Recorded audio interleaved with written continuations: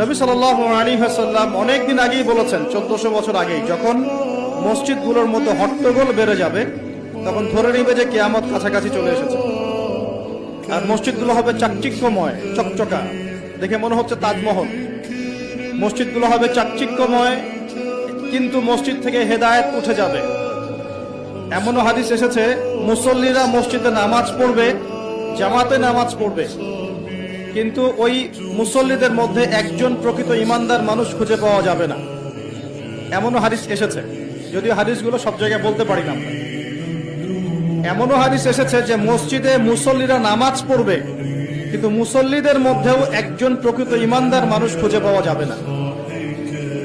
আপনারা হয়তো মনে করছেন সেই যুগ অনেক দেরি আছে, আমরা দেখছি সেই যুগ চলে এসেছে। আমাদের প্রত্যেক ইবাদতের আগে এই ঘোষণাটা দিতে হয় যে আল্লাহ, আমি মুশরিক না। দেখেন, সালাত যখন শুরু করি, আল্লাহু আকবার